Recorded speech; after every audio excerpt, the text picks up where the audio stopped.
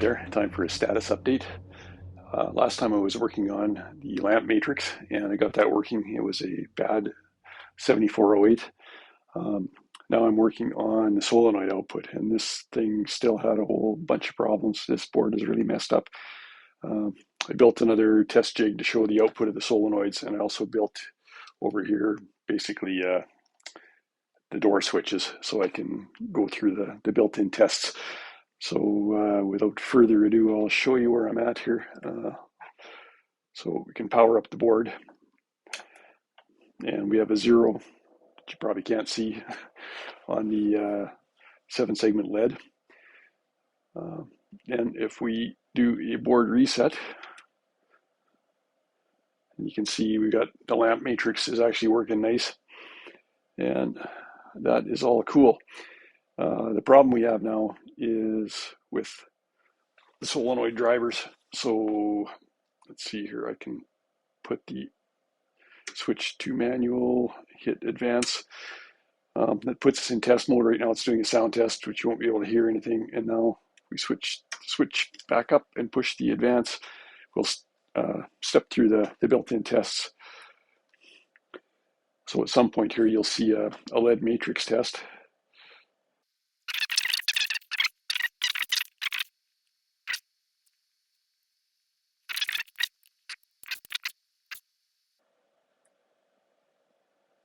There's the all LED test. That actually comes before the single LED test.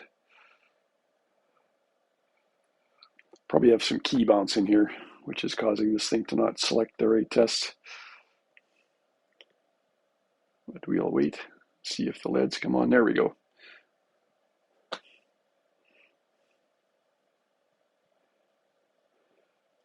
So on this circuit,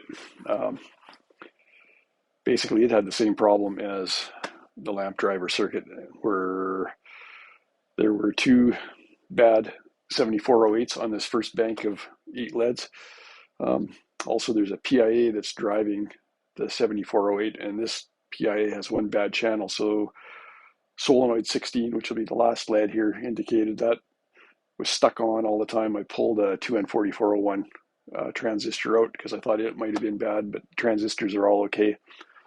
But I've just left it out of circuit, so this last solenoid isn't driven on all the time.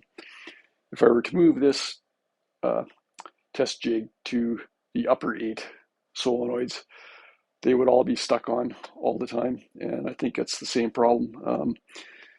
In this case, there's 2 7408s that are being driven by a 374 octa latch that's controlled directly from the CPU. The signals going to the latch look okay, but the outputs from the 7408 are all garbage.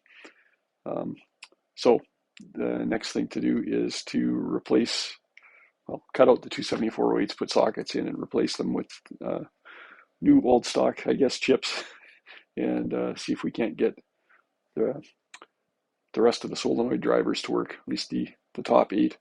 And then after that, there's the special solenoids, which are up here.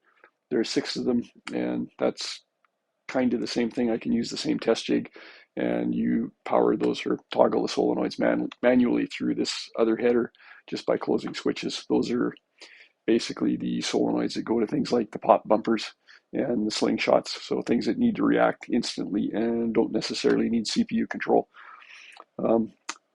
Once that's done, I got to go through the switch matrix and presumably the display driver. But for those 2 things, since they're kind of TTL outputs, or inputs, I don't think there's going to be an issue with just putting the board right in the machine to test that. So once I get the high power stuff mostly working, I'll put this board back in the machine and try and shake it out and see what bad hardware exists in the machine in terms of solenoids and switches, and see what lamps are burnt out, and try and get this thing cleaned up. I'm hoping this last solenoid is I think they call it like the coin lockout in the door. And if that's the case, then I won't even need to worry about this PIA. Otherwise, I'm going to have to go grab a PIA off eBay and replace that. And cutting out a 40 pin dip and cleaning up the holes with solder wick is a real pain because I'm not spectacularly fast at it, and I find that very tedious. Even these 7404s are a real pain, or 7408s, I guess. Um,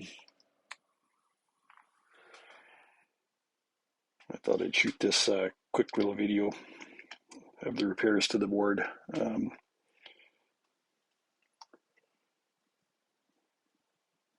Okay, over here you can see the 7408s. This first socket was already in there. This one, well, cut out the chip and put the socket in. So I replaced both of these for the lamp drivers. And then back here on the solenoid drivers, this socket and the socket and the rework, there's a ripped up trace under the socket. That was already there. I put this red socket in again, replaced both of these to make this lower bank work. Actually, that's the upper bank, the 9 to 16. I've just cut out the 7408s for the solenoids 1 to 8, and this one I've kind of cleaned up.